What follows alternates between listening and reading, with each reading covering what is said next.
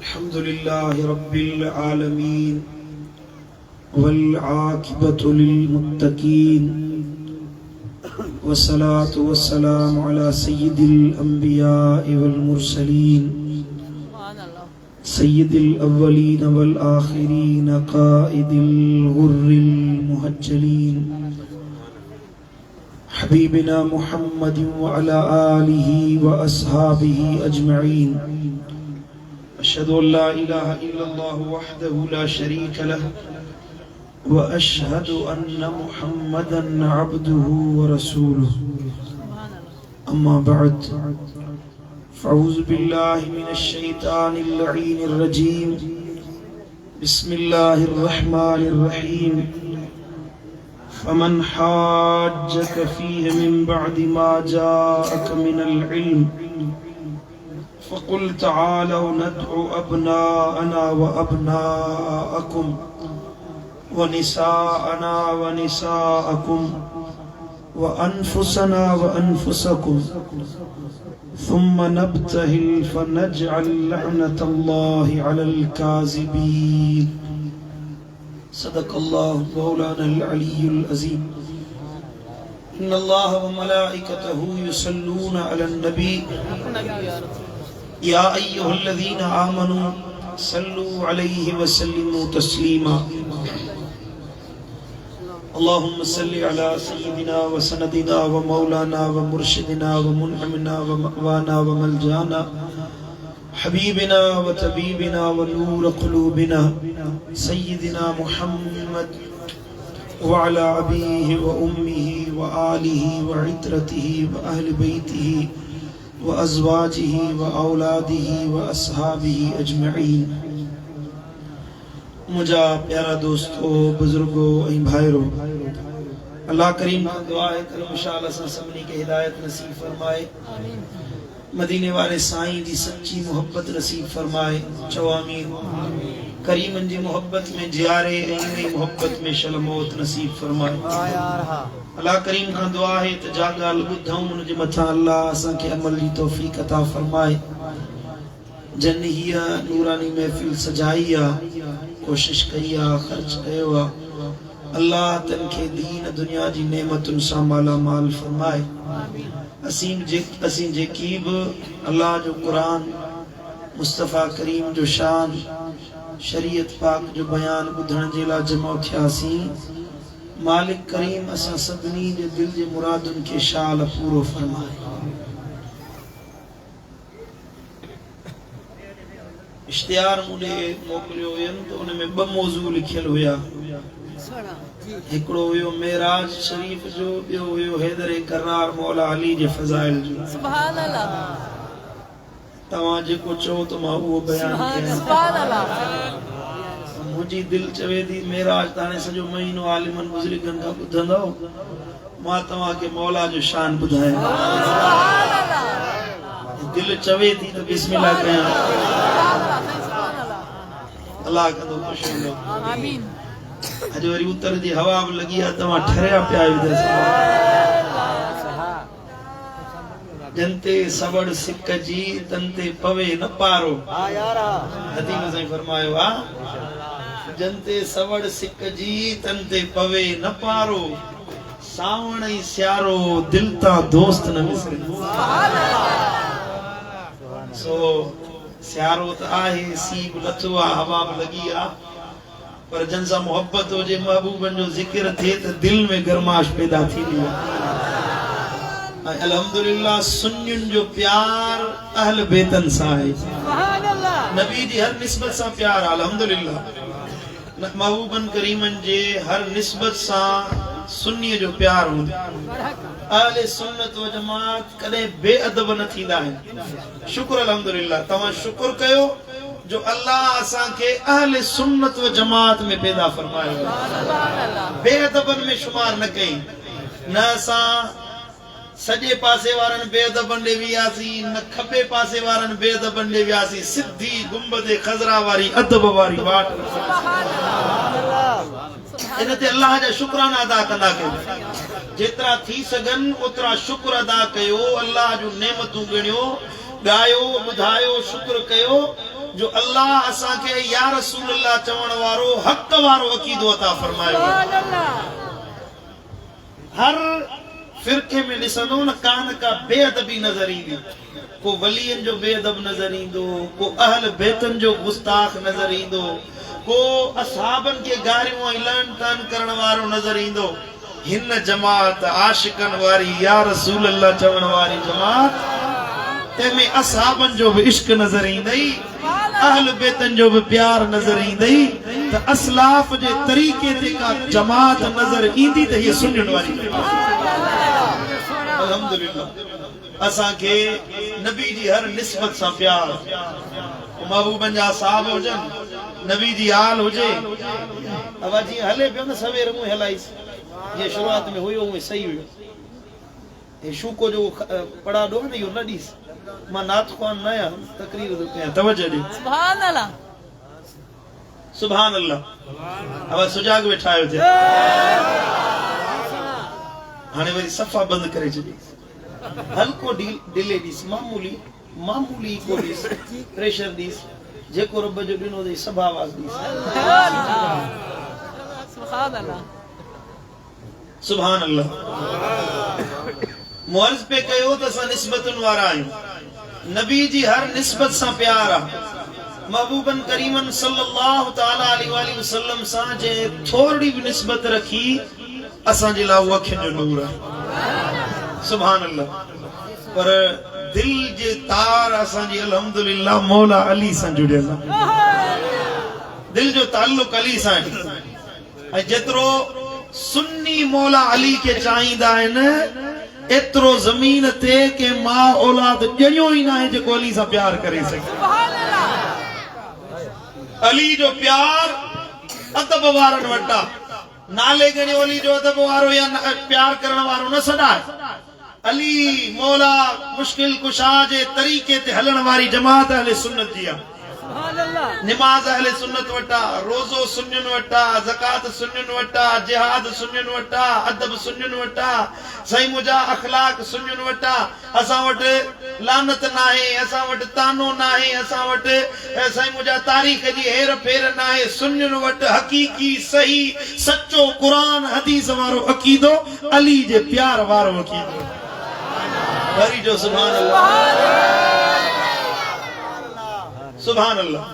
असां छो प्यार न कयूं मौला सां जो मदीने वारे साईं फरमायो जे अली सां प्यार कयो न जण मुंह मोहम्मद करीम सां प्यार। नबी साईं फरमायो अली जेको तोसां बुग़्ज़ रखे, मन अबग़द अलीयन फ़क़द अबग़दनी, जे अली सां बुग़्ज़ रखियो उन जण मुंह नबी सां बुग़्ज़ रखियो आ। व मन अहब अलीयन फ़क़द अहब्बनी, जे अली सां मोहब्बत रखी उन जण मुंह मोहम्मद करीम सां मोहब्बत रखी। सुभान अल्लाह। अजीब ॻाल्हि आहे जो साईं मुंहिंजा जेके बद अक़ीदा हुया उहे खणी दाऊं कनि, रड़ियूं कनि, उन्हनि जी ठहे थो त उन्हनि खे बुग़्ज़ अली सां। अॼुकल्ह फितरो पैदा थी वियो आहे असांजा सुन्नी सॾाइण वारा, मौलाए काइनात जो ज़िक्र कर मुंहं ते 63 तप चढ़ी वेंदो। सुन्नी सॾाइण वारा चवंदा असां सुन्नी आहियूं, या रसूल अल्लाह चवण वारा आहियूं। ज़िक्र अहल बैत नथो वणे, अली जो ज़िक्र नथो वणे, चवंदा इहो अली जो ज़िक्र करण रिफ़्ज़ आहे। न, अली जो ज़िक्र करण ऐन इबादत आहे। मां नथो चवां, सिद्दीक़ अकबर थो फरमाए। सुभान अल्लाह। सैयदना खलीफतुल मुस्लिमीन अमीरुल मोमिनीन खलीफा बिला फसल सैयदना अबू बकर सिद्दीक रज़ी अल्लाह ताला अन्हु महफिल में वेठा हुया। संदन जी नजर हैदर करार जे चेहरे ते हुई। सुभान अल्लाह। माण्हुनि जो साईं अली के छो था ॾिसो? हज़रत सैयदना सिद्दीक अकबर फरमायो त मूं पंहिंजे दिलबर नबी खां ॿुधो, मदीने वारे साईं फरमायो अन नज़रो इला वजह अलीइन इबादा,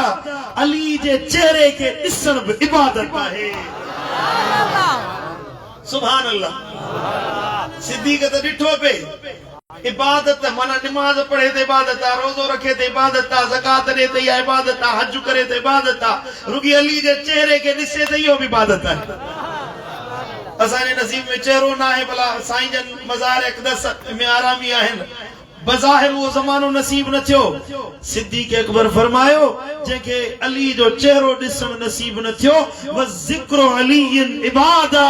अली जो जिक्र करण अल्लाह जी इबादत है।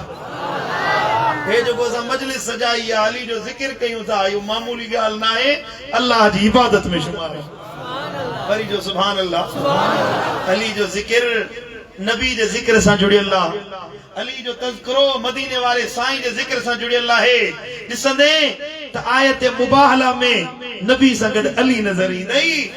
आयत ततहीर में ॾिसंदे त नबी सां गॾु अली नज़र ईंदई कुरान में निमाज में ज़कात में हज में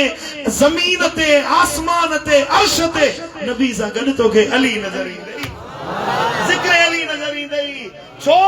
जो मदीने वाले साईं फरमायो अली मुम्मा वा मां अली मझऊं आहियां जोर सां जो सुभान अल्लाह। फतेह खैबर वाले दिहाड़े महबूबन करीमन सल्लल्लाहु तआला अलैहि वसल्लम फरमायो झंडो उन जे हथ में ॾींदुसि जंहिं जे हथ में अॼु खैबर जो किलो फतह थियण वारो आहे। सुबुह थी महबूबन फरमायो अली खे घुरायो अली खे घुरायो हैदर करार जे फरमायो मुंहिंजे अखियुनि में सूर हुयो दर्द हुयो एतरी तकलीफ हुई जो अखियूं सुॼियल हुयूं मां ॾिसी न पियो सघां महबूबन घुरायो त सही के माण्हू साथी बाह मां वठी मूंखे महबूबन जी ख़िदमत में पेश कयो साईं फरमायो अली झंडो खण ऐं वञ खैबर जे किले में विढ़ण जे लाइ या रसूल अल्लाह अखियुनि में दर्द आहे ॾिसी नथो सघां सूर आहे तकलीफ़ आहे कीअं जिहाद ते वञा हबीबन फरमायो अली होरे आहे पंहिंजी वात जी लुआब दहन खणी अली तो फरमाए महबूबन मुंहिंजे अखियुनि सां लाती आहे नबी जे वात जी पिक मुबारक लॻंदी वई अखियूं रोशन फरमाए तो पूरी जिंदगी हैदर करार तो फरमाए जिंदगी गुजरी वई हयाती गुजरी वई वरी कदे मुझे अखियुनि में सूर न पियो आहे महबूबन जी लुआब दहन लगी अखियूं मुनव्वर थी झंडो ॾेई साईं फरमायो अली अंत मिन्नी व अना मिनक ये बुखारी शरीफ जा लफ्ज आहिनि नबी साईं तो फरमाए अली तू मुम्मो आहीं मां तो मुम्मो आहियां न चई सुभान अल्लाह अली तू मुम्मो आहीं मां तो मुम्मो आहियां जेको अली जो जिक्र करे अली जो तज़किरो करे अली जी मोहब्बत करे साबित कयो नबी सोने त अली जो प्यार करण वारो मदीने वाले साईं सां प्यार सुभान अल्लाह वरी चिड़ थी लगे तो मानू चवंदा नबी सोने फरमायो त अली सां प्यार करण साईं मुंहिंजा ईमान आहे ईमान जो जुज़ आहे असांजो अक़ीदो न इहो असहाबनि जो अक़ीदो सुनन तिरमिज़ी शरीफ में हदीस आहे तवज्जो जो तो हदीस ॿुधायां सुभान अल्लाह तकरीब आयो बाबा सुभान अल्लाह हजरत सैयदना अबू सईद खुदरी रदी अल्लाह ताला अन्हु तो रिवायत करे सुनन तिरमिज़ी शरीफ में रिवायत आहे सैयदना अबू सईद खुदरी तो फरमाए त जडे हैदर करार जी खिलाफत जो ज़मानो आयो त मदीना मुनव्वरा में बज़ाहिर मानू शिकिल सूरत में मोमिन नजर ईंदा हुया पर दिल में निफाक हुंदो हुयुन दिल में मुनाफिकत हुंदी हुई खबर कोन पौंदी हुई त मोमिन केरा मुनाफिक केरा जडे मानू जमो थींदा हुया इकट्ठे थींदा हुया सैयदना अबू सईद खुदरी अंसारी रज़ी अल्लाह तआला अन्हु तो फरमाए असा अंसारन जो तरीको यो हुंदो हो त ॼाणू त मोमिन केरा मुनाफिक केरा खबर कीअं पवे अबू सईद तो फरमाया सा अंसारी हैदर करार मौला अली जो जिक्र शुरू कंदा हुया चओ सुभान अल्लाह अली जो जिक्र कंदा हुयासी पो चेहरा ॾिसंदा हुयासी जेके चेहरा चिब्बा थी वञनि त समझो मुनाफिक आहे जेको चेहरो बाकी पए त चवंदासी मोमिन हाणे तव्हां ॾिसो त महफ़िल में कंहिंजो मुंहुं बरे थो कंहिंजो ठरे थो सुभान अल्लाह अल्हम्दुलिल्लाह इते बरण वारो को कोने को असां सभु ठरण वारा आहियूं छो मुंहिंजे मुर्शिद मातली वारे दिलबर साईं फरमायो सुभान अल्लाह चओ त शेर पढ़ा असांजो प्यार पंजतन सां असीं आयूं अली वारा असांजो प्यार पंजतन सां असीं आयूं अली वारा निधण का की की आयूं असी आयूं वली वारा एड़ी जे सुभान अल्लाह चयो तो मुंह तकरीर कई मोहब्बत हाथ मथे खणी जो सुभान अल्लाह नबी सानी ला तो संदन दर के सुना तो संदन दर के सुना तो पिरत जो पेच पातो अल्लाह पिरत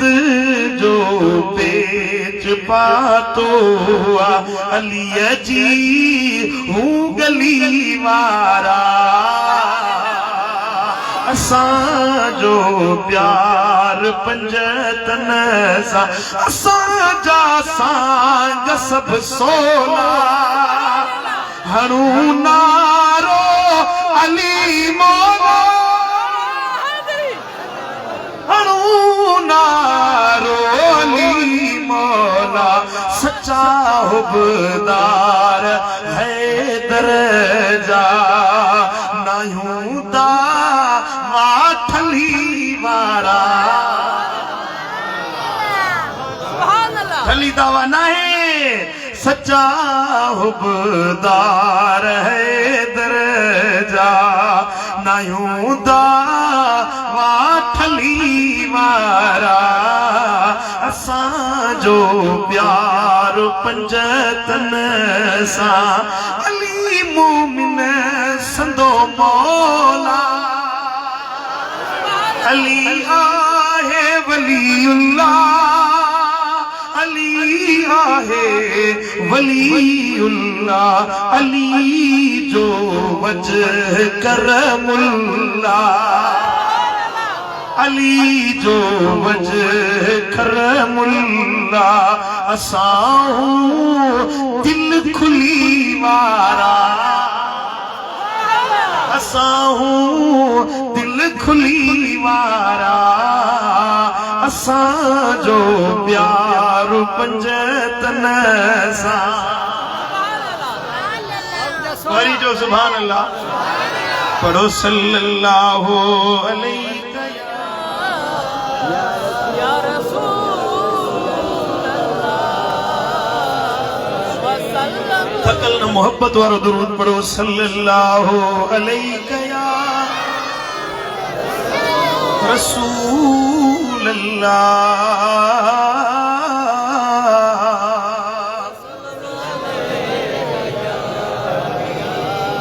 सुनन तिरमिज़ी शरीफ में हदीसा मदीने वाले साईं का हजरत सैयदना अनस बिन मालिक रज़ियल्लाहु ताला अन्हु तो रिवायत करे तब इसन नबी सल्लल्लाहु अलैहि वसल्लम यौमल इस्नैन मदीने वाले साईं जी बोसत नबी सुने ऐलाने नबूवत सूमर जे दी फरमायो हुयो सो सूमर जो भलारो दिहाड़ो हुयो जे ॾींहं ते मुझे दिलबर नबी ऐलाने नबूवत कयो हुयो वसल्ला अलीउन यौम थुलसा सूमर जे ॾींहं मदीने वारे साईं ऐलाने नबूवत कयो आ ऐं अंगारे जे ॾींहं अली हैदरे करार मदीने वारे साईं सां गॾु निमाज़ अदा कई आहे सुभान अल्लाह छो जो हैदरे करार फरमायो सैयदना मौलाए कायनात फरमायो मुस्नद अहमद बिन हंबल में इमाम अहमद रिवायत आंदिया समेत अली हजरत सैयदना हब्बा रज़ियल्लाहु ताला अन्हु तो फरमाए तो हजरत हैदरे करार का मुंह बुधो मौलाए कायनात फरमायो तो अना अव्वलु रजुलिन सल्लल्लाहु मा रसूलिल्लाह सल्लल्लाहु अलैहि वसल्लम अली तो फरमाए मां वो पहिरियों मर्द आया पहिरियों इंसान आया जे मदीने वारे साईं सां गॾु पहिरियां निमाज़ अदा कई हुई ईमान पवंदो कलमो पो पढ़िया नमाज पढ़न पो सिख्या दीन जूं गालियूं पो सिख्या अली तो फरमाए त पेरियां पेरियां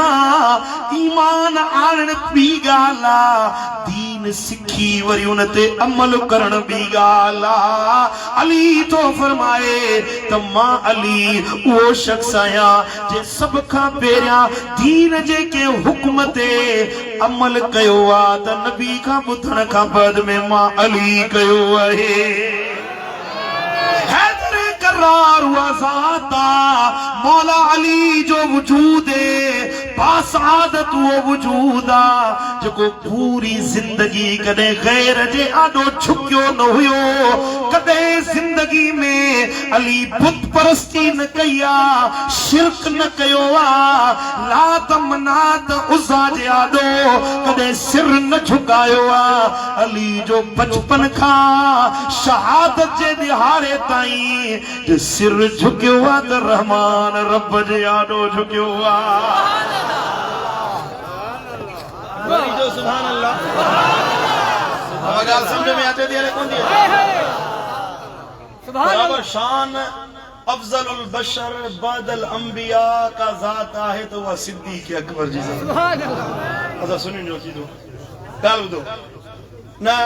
हेदे वनबो ना हेदे वनबो मता को मानो जे साईं ये गाल कयो फलाणे के ये बुधाणो आ फलाणे सा ये गाल करनी आ फलाणे सा ये जिक्र करनो आ हो कावड़ जी न वने अकी बाबा के ओ कावड़ जे उको वनी कावड़ जे असा पांजो अकीदो वज वजाए बयान कंदास मानुन के राजी कबो आज हां गालायो न था फलाणो रुसी विंदो फलाणो कावड़ जी विंदो ये गाल कयो हो गाल कयो उको रुसी वने केड़ो सा घटो दा पोच असा जे घर जो खर्च कोंदा हलायो तमा असा जो खर्च हलाण वारो अल्लाह हुआ मदीने वारो कावड़ जो दा तो उको कावड़ जो अहले सुन्नत जो अकीदो जेको आहे इंशाअल्लाह बयान कबो इने ते सिर इंशाअल्लाह अकीदो यो बादल अंबिया अफजलुल बशर हर जिहत खां हर लिहाज खां कुल्ली फजीलत आहे नबियन का बाद में को शान वारो आहे त अबू बकर सिद्दीक सुभान अल्लाह कुल्ली फजीलत हुई कुल्ली कुल्लियत पर जुजियात में के जुज में हैदर करार के अल्लाह एड़ो शान दिनो जो नबियन का बाद में को भी इंसान उन शान में अबू मौला अली जो शरीक बणियो ही ना यो जिया यो शिरक वारो मामलो आहे पेरिया केर मुसलमान न होया शिरक कंदा होया बुत परस्ती कंदा होया पो नबी सोने दे कलमो पढ़न ईमान आंदन पो कलमो पढ़या अबू हजरत मौलाए कायनात वो वाहिद इंसान आ जे अबू कदे शिरक कयो ही कोन होयो पेरिया पेरिया नबी से फरमायो ईमान आन अली अल्लाह जो नबी आया कलमो पढ़ी मुसलमान दी नबी से गड नमाज पढ़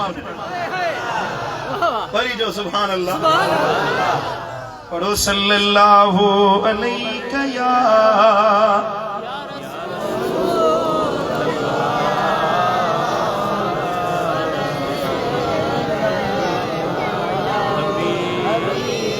थोड़ा सुरी सुरी अचो तो बारे माण्हू बचे वे दे सुरो बाहर रखो सुरी जो अचो अचो अचो अल्लाह जो जिक्र कंदा भी जे सुरी जो ला इलाहा इल्लल्लाह ला इलाहा इल्लल्लाह वाले बिछायो तो प्रिय जो सामो जे दीदार कयो ना सुभान अल्लाह जिक्र कयो ला इलाहा इल्लल्लाह वदिए जो मथम में चढ़े भजन हो जा ओ ला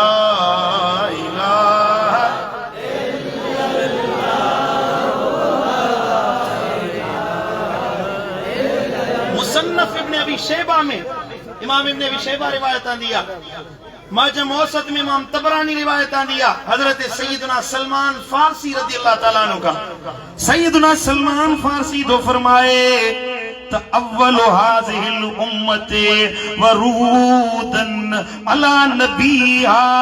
वरूदन अला नबीहा सल्लल्लाहु अलैहि वसल्लम अव्वलुहा इस्लामन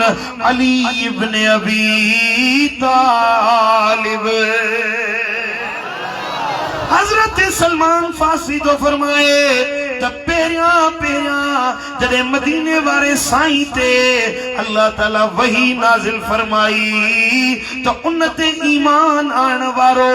पेरियो इंसान हजरत सैयदना मौला अली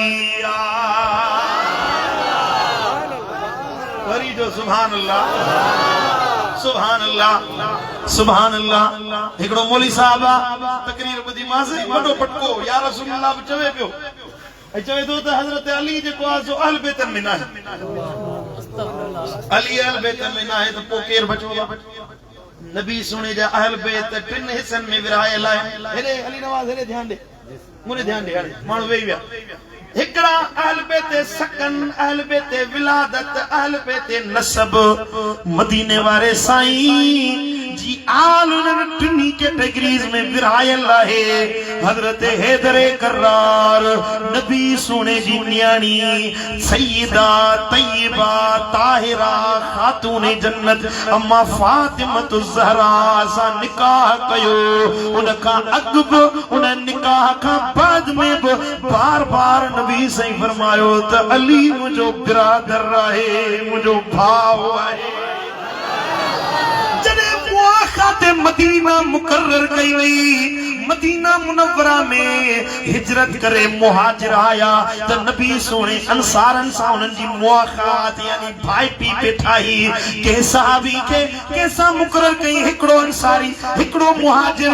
नबी सही गंडायो त तव्हां भई भाइर आयो, ॿियो अंसारी आयो, टियों मुहाजिर आयो। इन ॿिन्ही खे गंडाए नबी सोने फरमायो तव्हां भई भाइर आयो। शाम थी वई,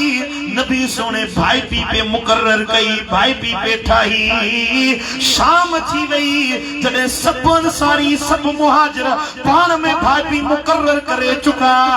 हजरत हैदर करार शाम जो रोंदो आयो। नबी सुने के अचे अर्ज कई या रसूल अल्लाह, ओ मुझा दिल पर नबी हरनी के याद फरमाया, हरनी के पंजो कयव, हरनी जी भाई पी मुकर्रर कयव। या रसूल अल्लाह मु अली के विसारे छडियो, मुझा दिल पर नबी मुझो केड़ो भाव मुकर्रर कयव, मुखे के जो भाव था बनायो। नबी सुने उठी भी अली के भाकुर पातो। फरमाइन था अली दुनिया में भी तू मुझो भाव आई, मां तुझो भाव आया। क़यामत में भी तू मुझो भाव दे, मां तुझो भाव से।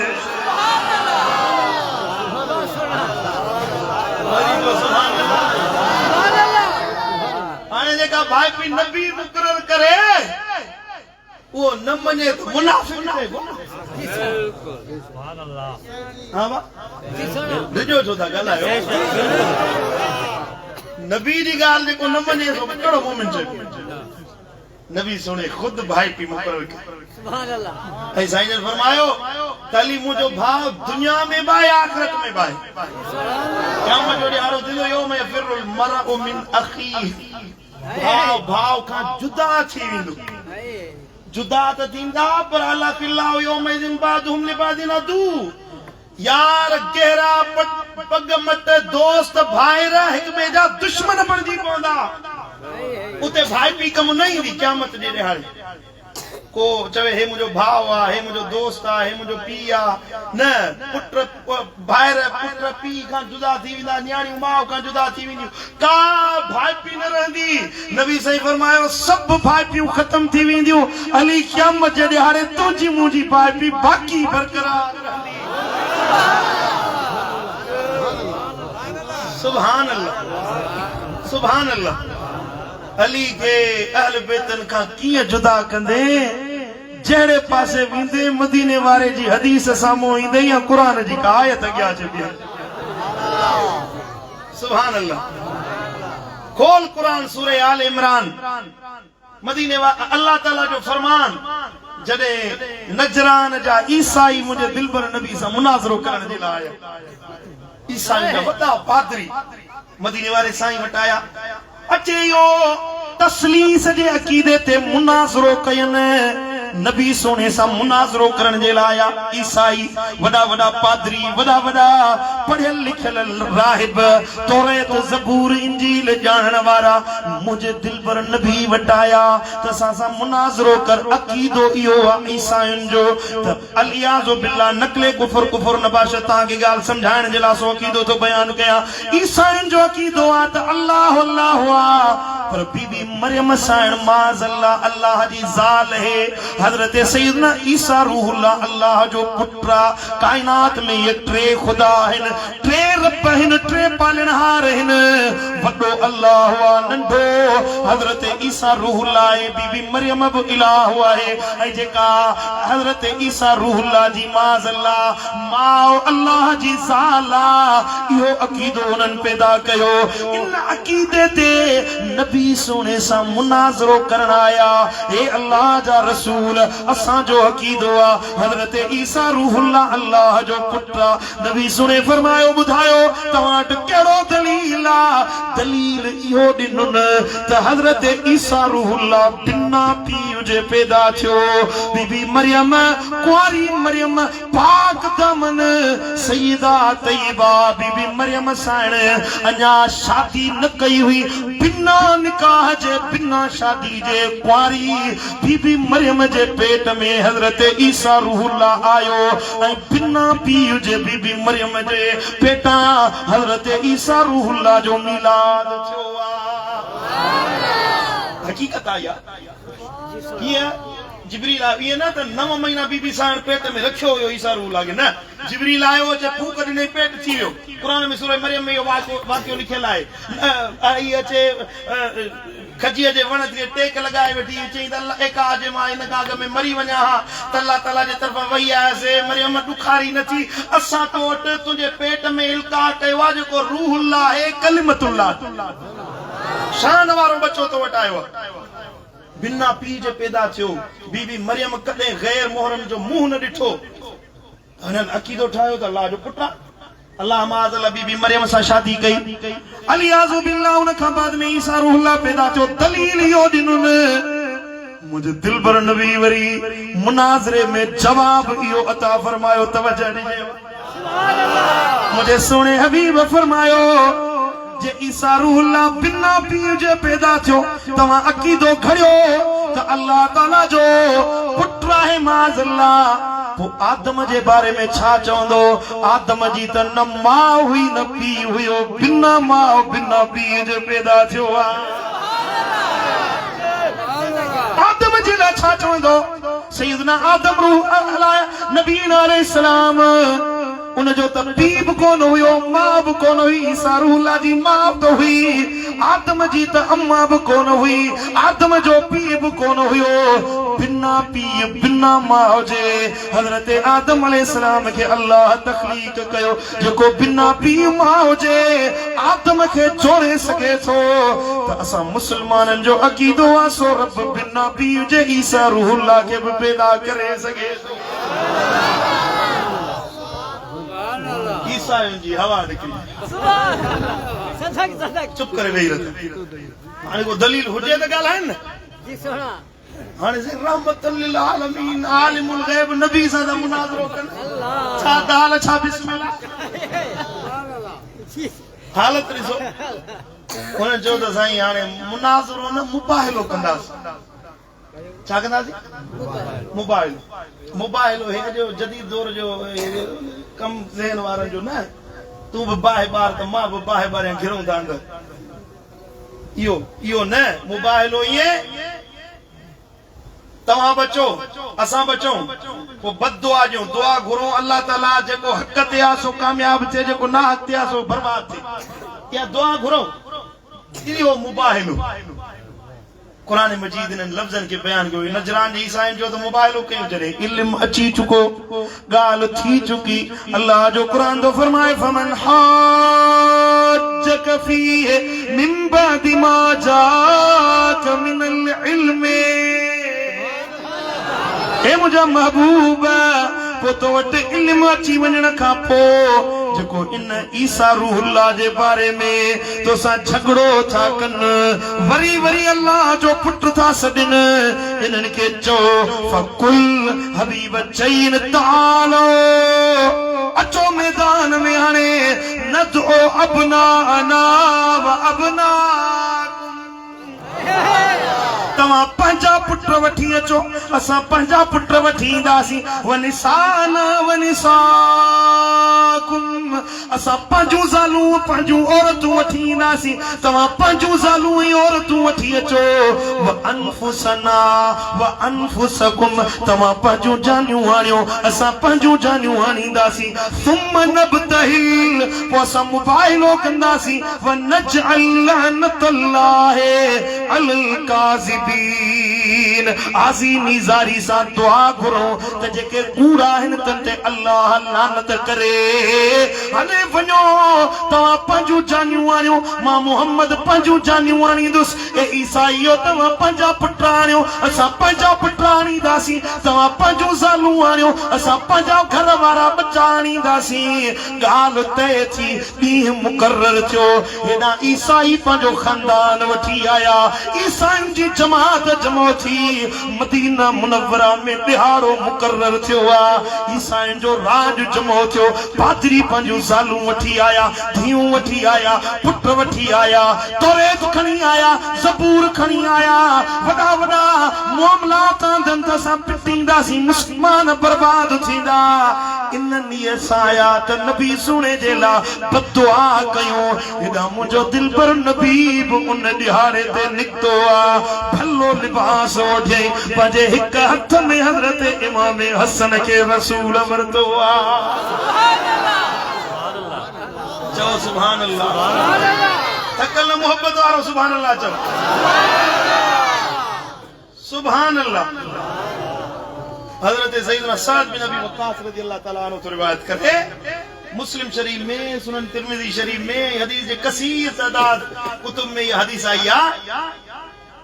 जडे या आयत मुबारका नाजिल थी हुई मुबाहले वाली मुझे दिल बर नबी हिकड़े हथ में हजरत इमाम हसन के वरतो तो सुभान अल्लाह छा त सूरत हुंदी इमाम हसन मुझे नबी जो चेहरो हसीन वरी इमाम हसन जी सूरत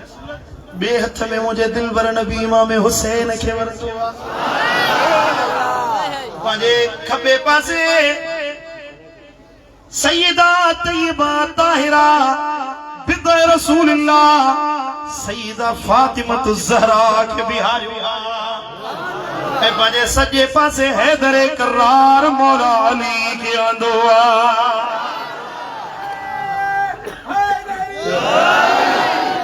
सुभान अल्लाह पंजतन पाक घरां निकता है तो सुभान अल्लाह छा त मंजर हूंदो छा त हुस्न जो मंजर हूंदो सुहणनि जो सरदार पंहिंजे बचड़नि सूथो घरां सुभान अल्लाह हसीन चेहरे वारे जा बच्चा सुहिणा हूंदा आहिनि वरी जे रहमत लिल आलमीन नबी खुद हुजे निकरंदा हुया त दरो दीवार मुनव्वर थी वेंदा हुया जॾहिं खिलंदा हुया त दंदनि मंझां नूर निकरंदो हुयो नेण खणी ॾिसंदा हुया त दिलियूं बि मुनव्वर करे छॾींदा हुया तो सुभान अल्लाह वो चेहरो वो हुस्न वो बेमिसाल जमाल मेरा जवारी रात सवा लख नबी जे दीदार जे ला मुंतज़िर हुया हे मूसा कलीमुल्लाह है कसीबे अमर में बीठो आ महबूब बुराक ते चढ़ी था वञन सलात तो पढ़े या रसूल अल्लाह कुछ देर त बीहो तुंहिंजो दीदार करे वठां हे आदम अलैहिस्सलाम हे इब्राहिम अलैहिस्सलाम हे मूसा कलीमुल्लाह है वारे वारे सा आसमानन ते मथे बीठा है कुछ देर त सुना पी हो वाह जो तुझो हुस्न वाह जो तुझो जमाल वाह जो तुझो चेहरो ओ अरबी पी त तुझो दीदार कयो ओ सुभान अल्लाह रब अर्श मुअल्ला ते खुद प्यो फरमाए सुब्हानल्लज़ी असरा बिअब्दिही लैला। हबीब के घुराए कुर्बतन में आने बेचो विहारे फरमाए तो सुम्मदना फतदल्ला फकान क़ाब क़ौसैन औ अदना। फकल ना मोहब्बत वाली सुभान अल्लाह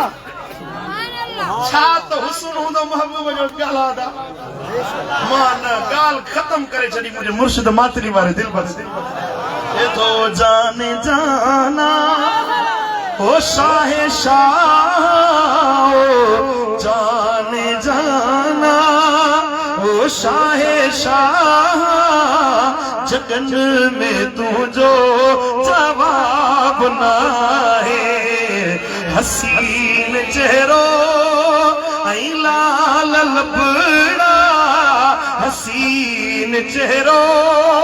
आई लाल लबड़ा ये गोलन में गुलाब ना है। या रसूल अल्लाह जमाल तुझो कमाल तुझो खुदा कयो खुश हिसाल तुझो सजन का साई सजन का साई हयात आई सजन का साई हयात आई घटियो न तुझो शबाब आए सजन का साई हयात आई घटियो न तुझो शबाब आए। तो सुभान अल्लाह छा हुस्न हुंदो मदीने वाले जो सुभान अल्लाह रब तो फरमाए वद्दुहा तौहा चो सुभान अल्लाह ये कंगोरे ते रब तो फरमाए वल्लैली इज़ा सजा मदीने वाले जो दुनिया वारन सोना डिठा हुंदा सूह वारा डिठा हुंदा हसीन डिठा हुंदा सुभान अल्लाह के अखु मदीने वारे जड़ो सोनो डिठो ही कोन हुंदो एड़ो जमाल जे जमाल में अल्लाह ताला दुनिया जे हुस्न जी बि इंतहा रखाई हुई तो जन्नत जे हुस्न जी बि इंतहा चेहरे मुस्तफा में रब रखाई हुई। सुभान अल्लाह जन्नत में माण्हू ईंदा न सभई सुहिणा हूंदा सब हसीन हूंदा एॾा हसीन हूंदा जो दुनिया जा माण्हू उन हुस्न जो तसव्वुर बि नथा करे सघनि। हिकिड़ी कुराड़ी आई नबी साईं जी खिदमत में कुराड़ी आई तो या रसूल अल्लाह मां जन्नत में वेंदसि या कोन वेंदसि नबी सोने मज़ाहन फरमायो त कुराड़ा जन्नत में कोन वेंदा कुराड़ा जन्नत में दरवाजे जे ॿाहिरां वेठी बि रोए अखियुनि मां नीर पिया वहनि लुड़क पिया वहनि। थोड़ी देर गुज़री हज़रत सैयदना बिलाल रज़ियल्लाहु तआला हज़रत सैयदना बिलाल हबशी नस्ल जो जंहिंखे असां सिंधी में शीदी सॾींदा आहियूं शीदी नस्ल ॾिठो अथव न सो हुयो बिलाल आयो उन कुराड़ी खां पुछा कई छो थी रही अञा न रोआ अञा न रोआ नबी साईं फरमायो कुराड़ा जन्नत में वेंदा ई कोन मां जन्नत में कोन वेंदसि अञा न रोआ। हज़रत बिलाल आयो नबी साईं खे अर्ज़ कई या रसूल अल्लाह हिन कुराड़ी खे छा फरमायो अथव रोए थी पई साईं फरमायो चुप करे वे बिलाल शीदी बि जन्नत में कोन वेंदा कारा बि जन्नत में कोन वेंदा। हज़रत बिलाल वरी अञा वधीक रोअण लॻो ईमान आंदो कलमो पढ़ियो मुश्किलातूं सठम कारा जन्नत में कोन वेंदा। साईं जन फरमायो बिलाल रो न कुराड़ा जवान थी पो जन्नत में सुभान अल्लाह कारा सोना थी खूबसूरत थी हसीन थी पो जन्नत में सुभान अल्लाह वरी जो सुभान अल्लाह दुनिया में में जड़ी शिकल हुजे मानू खिलंदा उन्हन के जो खिलो न जन्नत जो हुरू मुझे इंतजार में बैठी नबी जो आशिक है को मामूली मानू सुभान अल्लाह सुभान अल्लाह आज बात किया सुभान अल्लाह सब हुस्न वारा हुंदा जन्नत में काब सूरत खराब न होगी सब सूरत हसीन होगी अंदाजो लगायो तो अल्लाह ताला हुस्न मुस्तफा ठायो न त दुनिया वारन में तो मलहूज रखी तो सबनी में सुणो महबूब के ठाया लाजमिया तो जन्नत में सब सुणा हुंदा अल्लाह उन्हन में किए भेट थींदी महबूबन करीमन जे हुस्न के अल्लाह जन्नत में भी बेमिसल बेमिसाल सुभान अल्लाह एड़ी रंगत एड़ो हुस्न जन्नत में भी कोन हुंदो जेड़ो हुस्न बबरिस्ता बवारो तुझे मुझे दिल भर नबी के अल्लाह अता फरमायो सुभान अल्लाह पढ़ो सल्लल्लाहु अलैहि या रसूल अल्लाह वसल्लम अलैका या हबीब अल्लाह अलैका या रसूल अल्लाह वसल्लम अलैका या हबीब अल्लाह सुभान अल्लाह मेराज में मलाइका इंतजार में हुआ नबी इंतजार में हुआ फरिश्ता इंतजार में हुआ खुद अल्लाह कुर्बतुन जा पे ऐलान फरमाया तो सुभान अल्लाह फरिश्ता वारो अल्लाह भलाई करे असा जो मुकद्दर फरमाए रब करे चल हिकड़ो दफो निंद्र में महबूब जो दीदार थी जन ॾिठो ना है से चवंदा असा जड़ो जन महबूब जो दीदार कयो ना है न से बदबख्त चवंदा नबी असा जड़ो तो मु जड़ो बड़े भाउ जेतरी इज्जत कयो मुजो चाचा तो ॾिठो ना है मुझे मुर्शिद मातली वारे ॾिठो आ उन का पुछा कर असाबन ॾिठो आ उन्हनि खां पुछा कर महबूब जो हुस्न छा आहे सुभान अल्लाह महबूबन करीमन के जन ॾिठो जन पसियो तन जो त सिर बि घोरे कपे कोरे महबूबन जे कदम तो सुभान अल्लाह एक झलक ॾिसण जे लाइ चंद सिर हलियो वञे कुर्बान अब महबूब राज़ी ये चंद सिर यार दा नजराना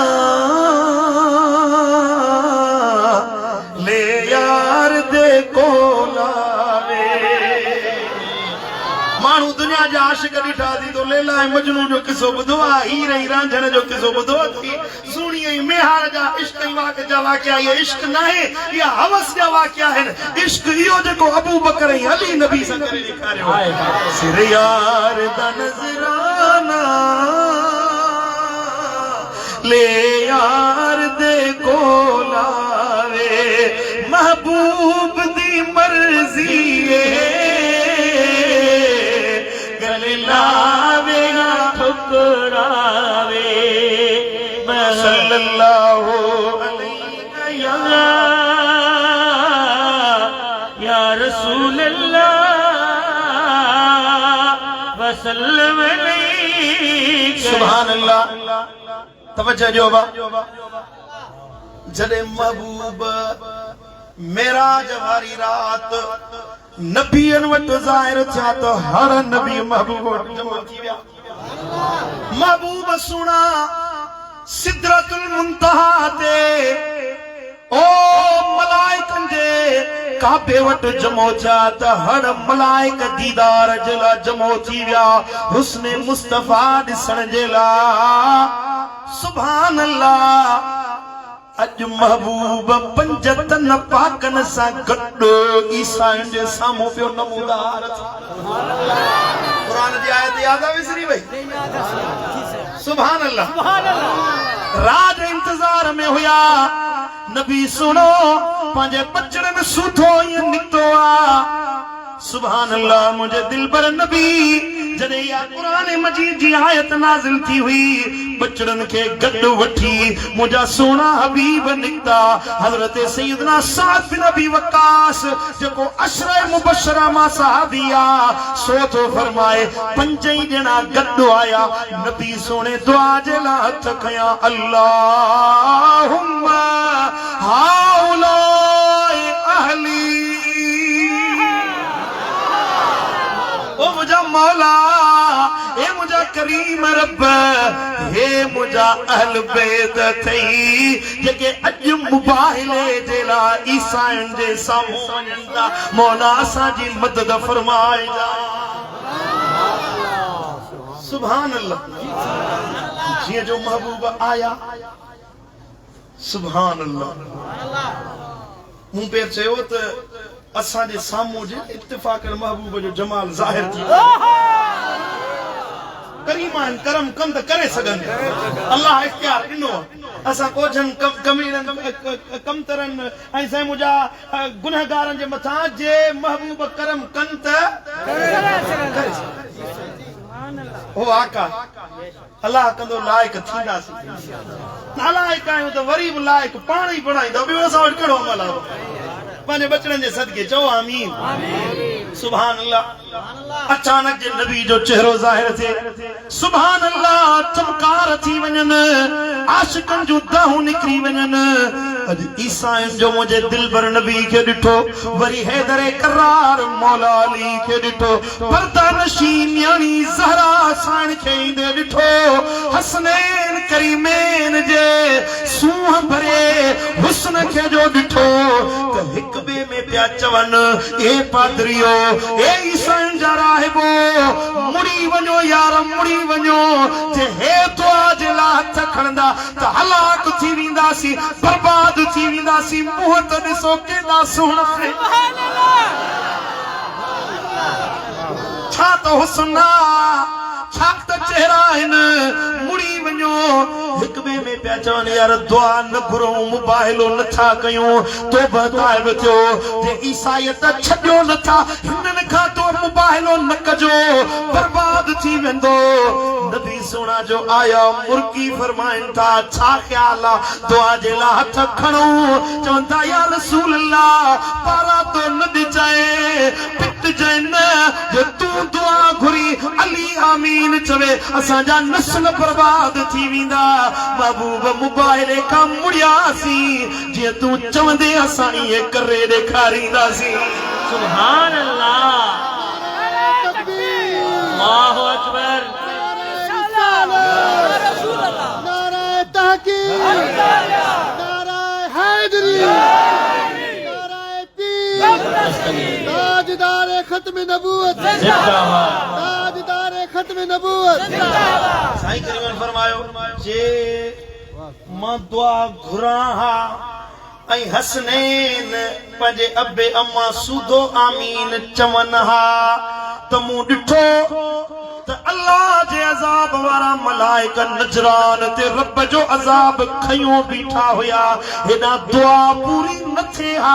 ये नजरान जा ईसाई त हलाक थियनि हा पर ज़मीन ते को हिकिड़ो ईसाई बाक़ी न बचे हा हड़ मरी वञनि हा हड़नी जा नस्ल तबाह थी वञनि हा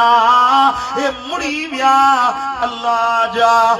आयल मलाइका अज़ाब वारा मुंहिंजी दुआ सां वरी वापसि मोटी विया आहिनि सुभान अल्लाह थोड़ी ॻाल्हि सम्झण जी ॿ टे ॻाल्हियूं आहिनि क़ुरान मजीद जी आयत में नबी साईं फरमायो त तव्हां पंहिंजा पुट आणियो असां पंहिंजा पुट आणींदासीं क़ुरान जो मुरा नबी सुने पुटन जी जाए ते हसनैन करीमैन किया चौथा त हसनैन अहल बैतन में शामिल ना है चौथा त अली अहल बैतन में शामिल ना है नबी सुने हसनैन करीमैन के पंजे पुटन जी जाए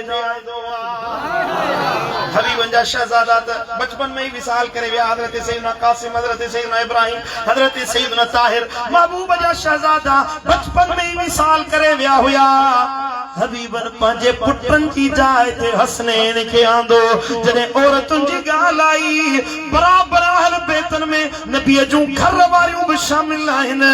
पर महबूबन सैयदा ज़हरा साइन के आंदो आई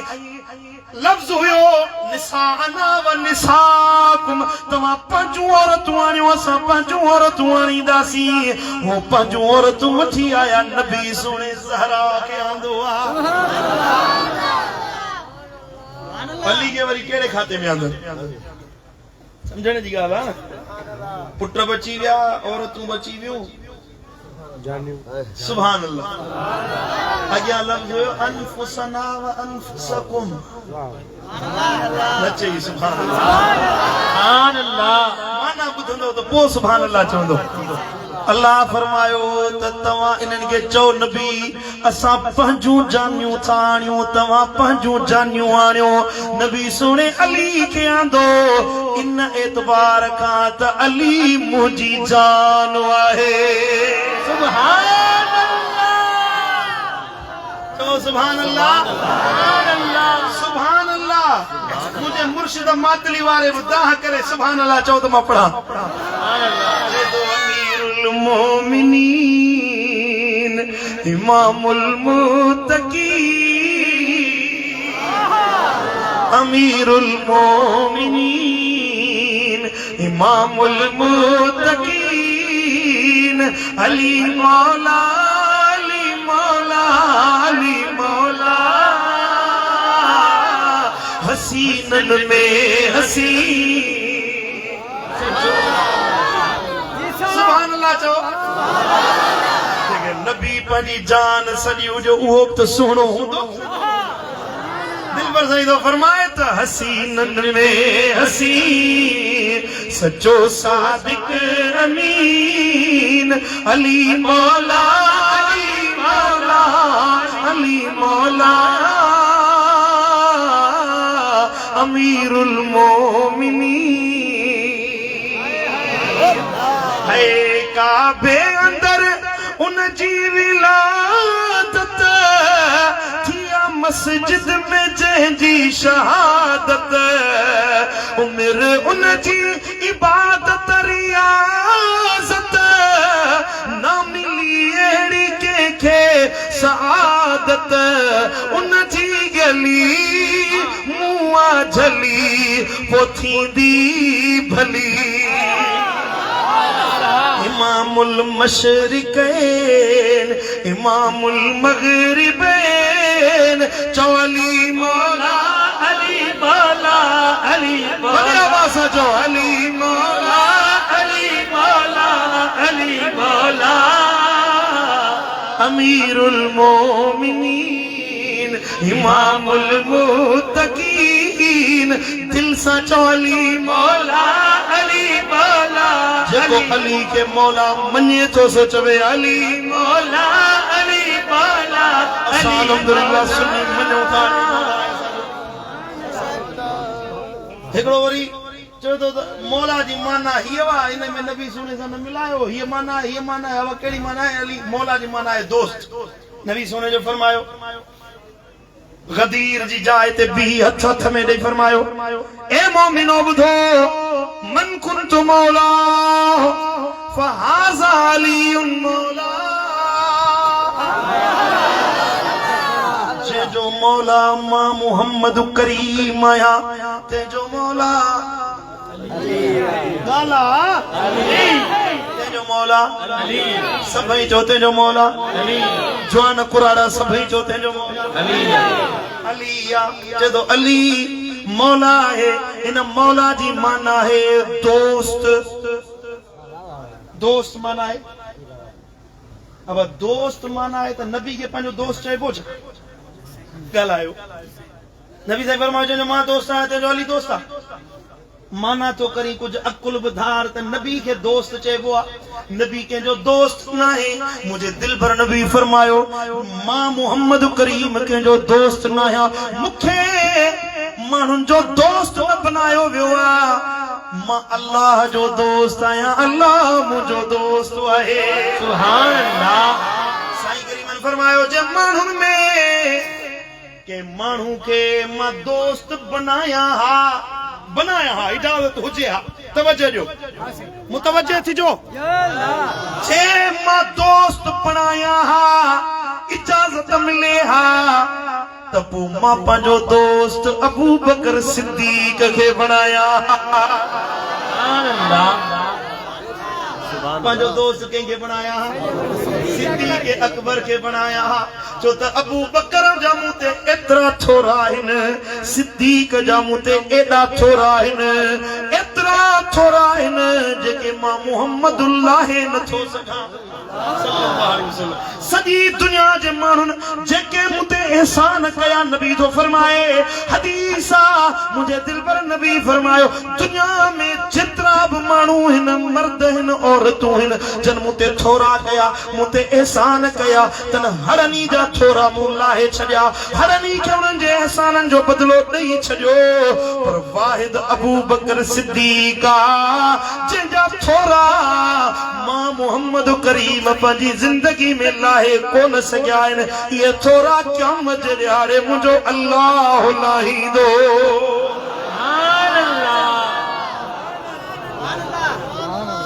समझ में ॻाल्हि आई हले कोन आई सुभान अल्लाह दोस्त बनाया त सिद्दीक के बनाया अबू बकर के चवा मुझो दोस्त आ चओ मौलवी साहब नबी के दोस्त न चइबो आ जॾहिं अबू बकर नबी जो दोस्त न बणी सघियो हेॾो वॾो शान वारो हेॾो वॾो मक़ाम वारो साहिब तकवा बि आहे साहिब सदाकत बि आहे साहिब इज़त बि आहे साहिब मनसब बि आहे नबी जो नाइब बि आहे तंहिं बावजूद नबी जो खलवत नशीब आहे जलवत में अबू बकर खलवत में अबू बकर जिहाद में अबू बकर दुनिया में अबू बकर गार में अबू बकर अॼु मज़ार में बि अबू बकर नबी सां गॾु नबी फरमायो अबू बकर मुंहिंजो दोस्त न समझ में ॻाल्हि आई हले कोन आई सिद्दीक अकबर भी मुझो दोस्त ना है यो मुझो खलीफो आ जानशीन दोस्त ना है दोस्त मुझो अल्लाह नबी सुनो के चाहिए हे डालडा जी पैदावार जे तो नबी मुझो दोस्त आ शर्म न छोड़े जे जो दोस्त मां नबी आया ते जो दोस्त लिया न नबी असा जो दोस्त ना है नबी सुनो असा जो आका है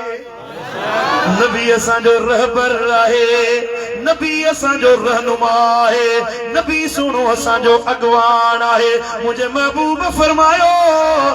जो मां काया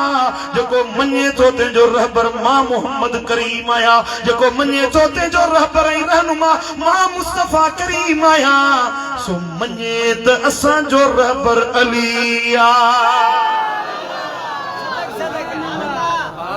हरी जो सुभान अल्लाह थाने अचे थकायो कलाक पूरो थी वियो सुभान अल्लाह अल्लाह समझ में ॻाल्हि आई हले कोन अञा कलाक न बाबा मां एतिरी देर तकरीर कया ई कोन अल्लाह कंदो ख़ुशि हूंदो रब तव्हांखे मदीनो ॾेखारींदो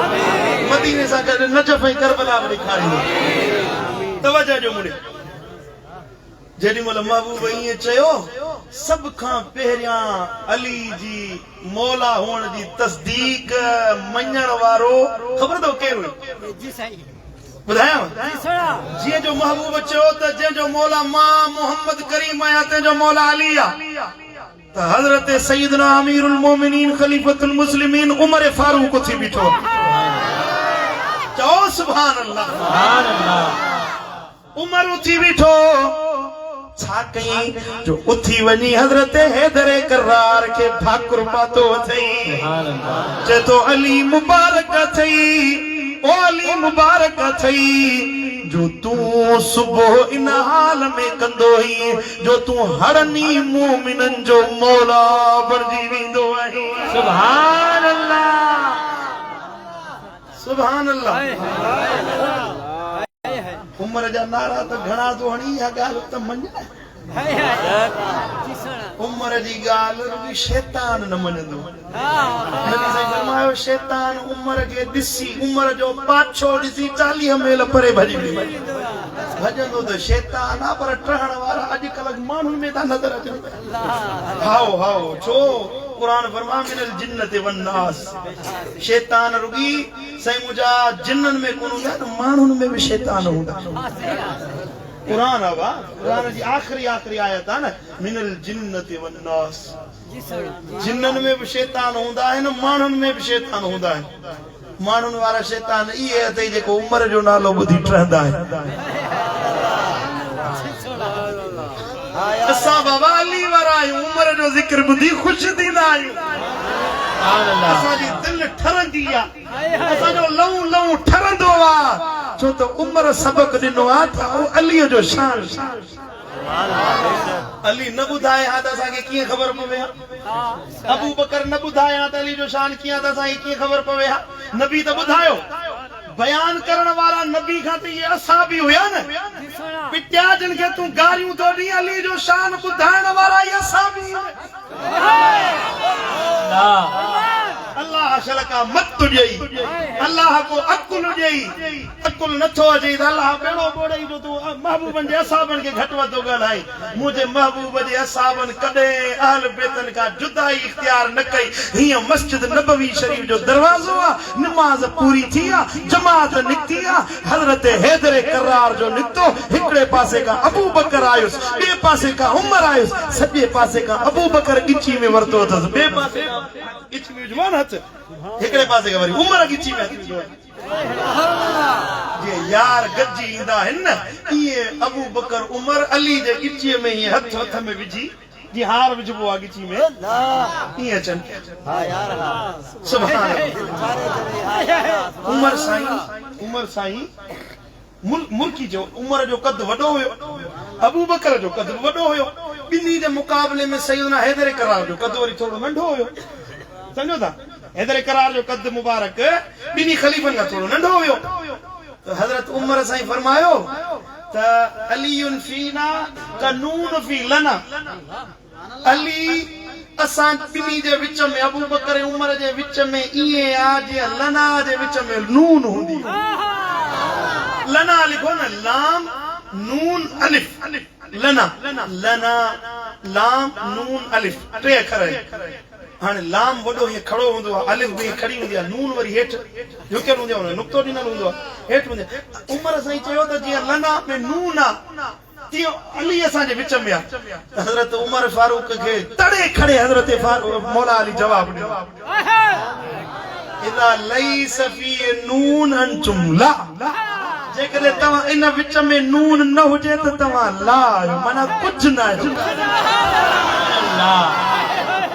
सुभान अल्लाह बेशक समझ में ॻाल्हि आई आहे कोन जे सुभान अल्लाह फरमाए तो जेकॾहिं लना जे विच में नून न हुजे त ला थी वञे ला माना कुझु न अली बिली जे विच में आहे तॾहिं तव्हां माना खैर सुभान अल्लाह छो तो मदीने वाले साईं फरमायो अल हक मअल अली वल हक वल अली मअल हक अली हक सा हुंदो हक अली सा गड हुंदो जिते अली दिसो समझो ते हक वा 14 सदी जा मुसलमानो अली जो हथ अबू बकर जे हथ में हुयो बैत कयई कि न कोन के हां कयई कि न कोन के उमर जे हथ ते बैत कयई कि न कोन के गालायो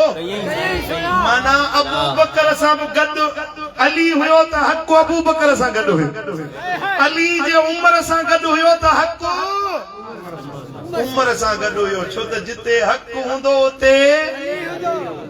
जेको इन्हनि खां फिरे सो हाणे वो दलील इहो था ॾियनि त हज़रत मौला अली तकियो कयो तकियो माना दिल में हिकिड़ी ॻाल्हि हुजे ज़बान ते ॿी ॻाल्हि हुजे इहो अक़ीदो अली जे लाइ रखंदे शर्म नथो अचे इहो त मुनाफ़िक चइबो आहे इहो ज़बान ते हिकिड़ी ॻाल्हि हुजे अंदर में ॿी ॻाल्हि हुजे मवाली तू चवई थो त अली माज़ल्लाह अल्लाह जे घर में रब गलत ज़बान में ॻाल्हि रहा है तू चवी तो अली माज़अल्लाह मुनाफ़िक़त कई हुई इन अक़ीदे रखण का बुढ़ी मर्द भलो आ अली तो मोमिन ना बल्कि मोमिनन जो मौला है मुनाफ़िक़ अली के दिसी रहंदा आहिनि तव्हां जेको अक़ीदो रखियो सो मोमिनन वारो ना मुनाफ़िक़न वारो आ हे अक़ीदो जेको सुन्नन वारो आ सो ईमान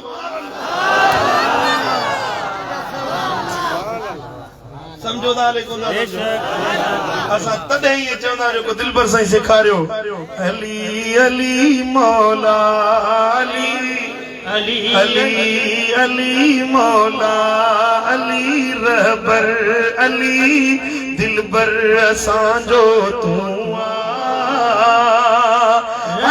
रहबर असांजो तू गजी चवरायो अली अली मौला अली दिलबर असांजो तू रहबर असांजो तू ओ बेवाहन जी वाराही तू ही अड़ियन जी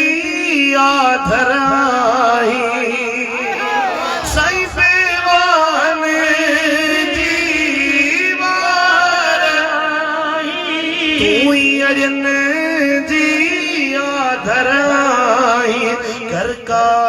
अता बरे खुदा मुश्किल कुशा न चाहिए सुभान अल्लाह कर का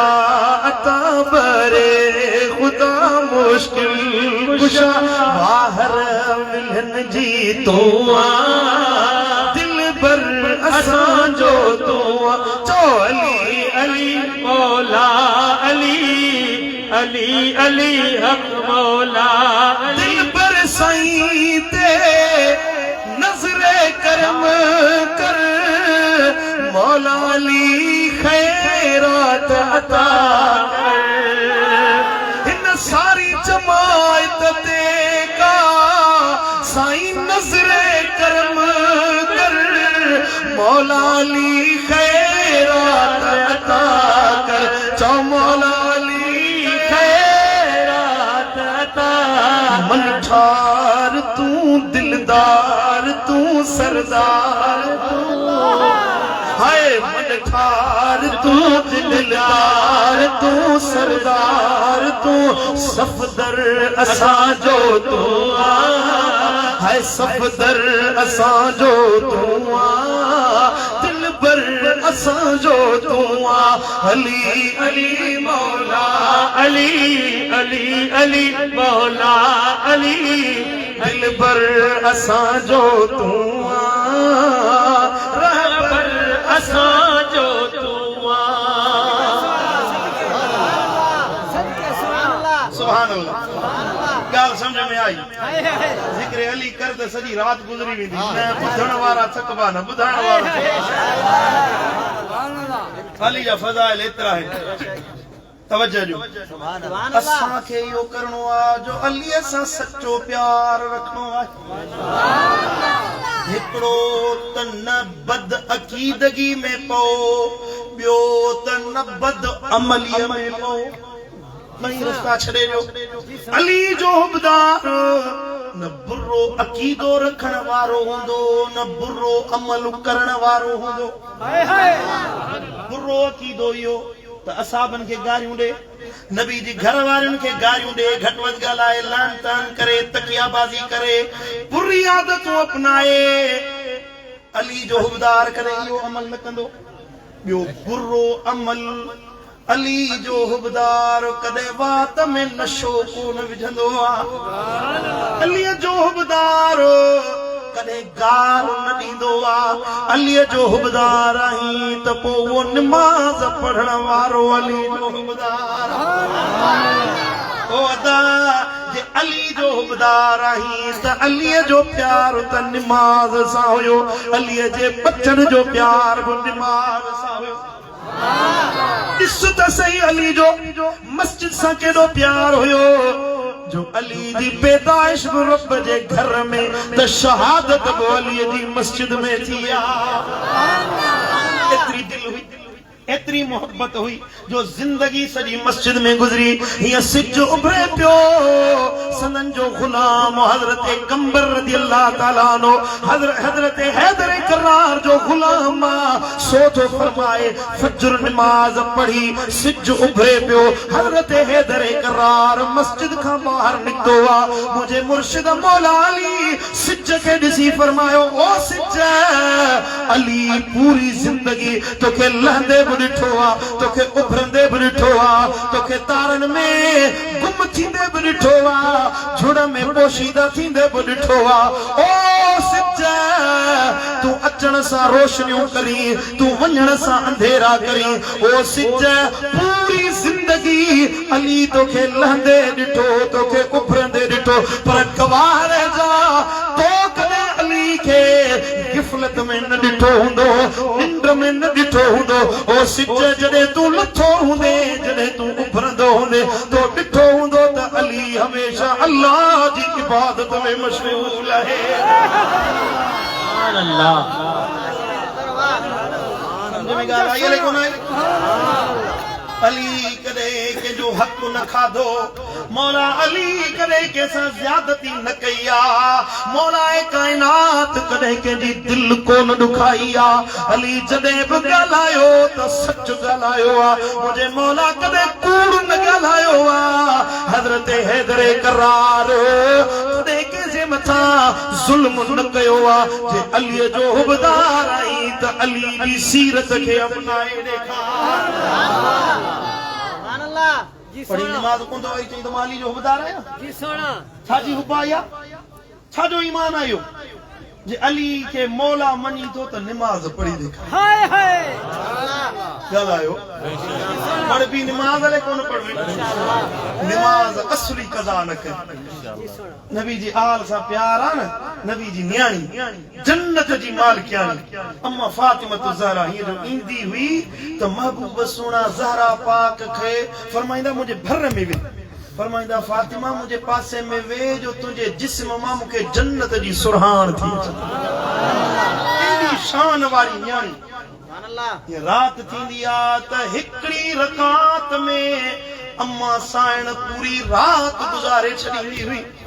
हिकड़ी रकात में कुरान जा 380 पारा पढ़ंदी हुई जॾहिं फजर जी अज़ान ईंदी हुई त साइण रोई अर्ज़ कंदी मुंहिंजा मौला ए मुंहिंजा करीम रब जे रात खे अञा डिघो करी हा ॿ टे रातियूं गॾाए हिकड़ी रात बनाई हा त मोहम्मद मुस्तफा जी न्याणी बरकातूं नफ़िल पढ़ी पंहिंजो सीनो ठारे हा। ज़हरा जी त हुब नमाज सां हुई हे करबला में इमाम आली मकाम जी शहादत जो वक्त हुआ शिमर सीने ते वेठो आ फरमाइंदा शिमर थोड़ी देर भी तो मां हुसैन नमाज जो बरकातूं पढ़ी वठा मता क़यामत जे ॾियारे नाने नबी के मुंह ॾियणो पवे त या रसूल अल्लाह मां नमाज छॾे आयो आहियां वाह अहल बैत जो हुबदार आई त नमाज पढ़ छाजी हुबा या तुंहिंजी नमाज नथो पढ़ी जो अहल बैत जो हुबदार तो सदाई वाह वाह करी याली करी वाह हुसैन करी पर नमाज न पढ़ी यो तुझो ईमान नाहे ओ मिठा जे अहल बैत जो हुबदार आई त 5 वक्त नमाज पढ़ी देखा पढ़ भी नमाज ले कौन पढ़ी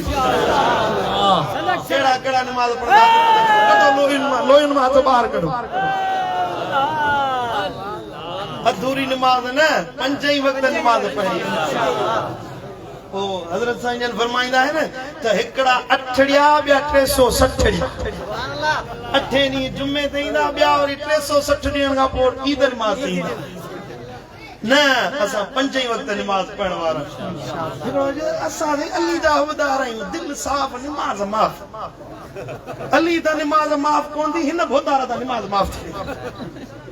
असां सही सूफी आहियूं सूफी मस्जिद ओ मदीने में नमाज पढ़ंदा आहियूं मदीने में तो महबूब जो दस्तरखान वडो लगंदो आहे मानी बुता खाईंदो कान समझो दाले कुदा समझो जे अली जो हुबदार आई त 5 वक्त नमाज पढ़ बुरन अमलन खां पान के बचा बदकारी जे रस्ते ते न वञ दाढ़ी न कूड़ उस्तरो न हण ये सुन्नत मदीने वाले साईं जी हैदर करार जी चेहरे ते दाढ़ी हुई इमाम हुसैन जे चेहरे ते सुहारी हुई समझो था ये सुहारी अड़ी सुन्नत है जेका बिना इबादत जे अजर जो अंबार लगाए छड़ी बिना मेहनत जी नमाज जे ला मेहनत लगंदी रोजे जे ला जिक्र जे ला ज़बान हलाइणी पवंदी हज जे ला खर्च करणो पवंदो ज़कात जे ला माल ॾियणो पवंदो ये दाढ़ी आ न इया तू ठलो वेठो हूंदे तॾहिं मलाइक अजर पिया लिखंदा त महबूब जी सुन्नत अमल पर जीअं मरंदे न सभु अमल ख़तम नमाज वई रोज़ो वियो ज़कात वई बंद हीअ सुन्नत क़ब्र में बि तोसां गॾु हे कपड़ा बि लाहे वठंदई तुंहिंजे माल जा वारिस ॿिया बणिजी वेंदा दुकान जा मालिक बिस्तर ते सुम्हण वारा कपड़नि पाइण वारा ॿिया बणिजी वेंदा मजाल आहे जेको तुंहिंजी ॾाढ़ीअ खे हथ लाए ॾेखारे मलाइक बि सुञाणंदा त हे महबूब जो आशिक़ मुहम्मदी सुन्नत आहे जी फेल न कर ॾाढी सुन्नत मुताबिक रख किरदार पंहिंजो सुहिणा अखलाक अपना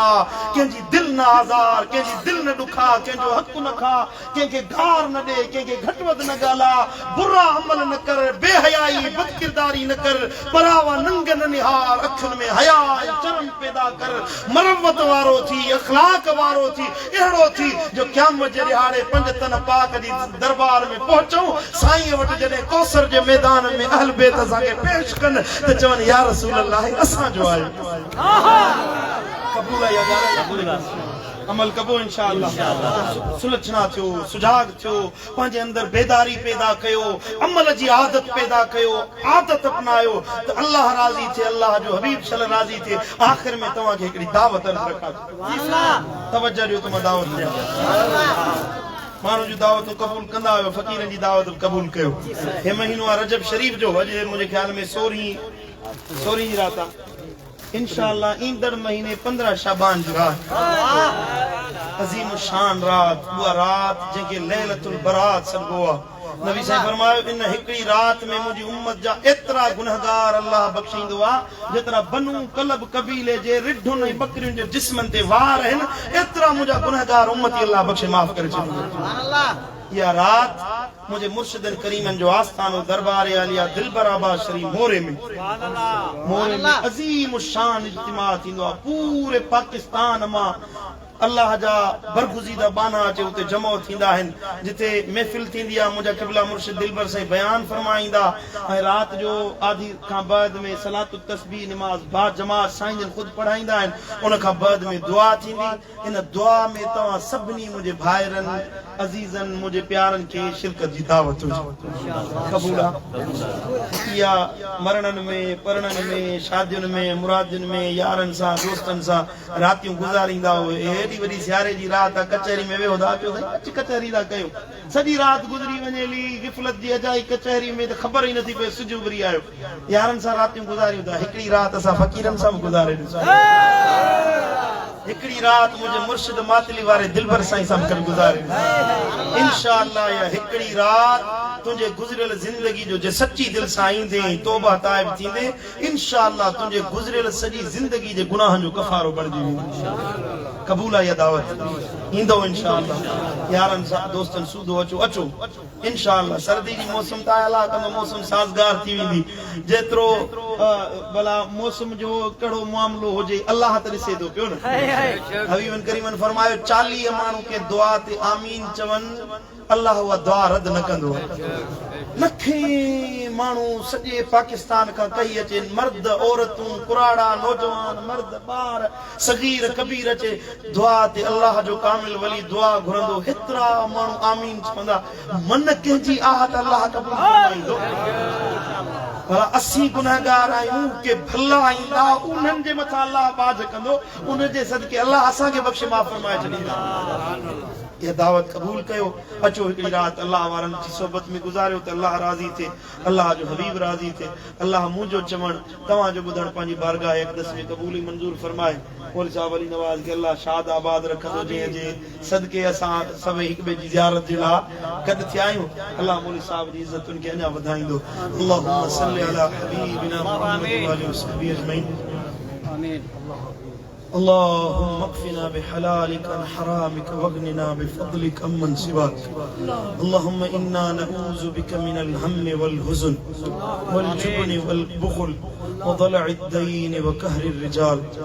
اللهم إنا نسألك الهدى والتقى والعفاف والغنى اللهم إنا نعوذ بك من الهم والحزن يا رب العالمين يا رب بالمصطفى بلغ مقاصدنا واغفر لنا ما مضى يا واسع الكرم اللهم ربنا ظلمنا أنفسنا وإن لم تغفر لنا وترحمنا لنكونن من الخاسرين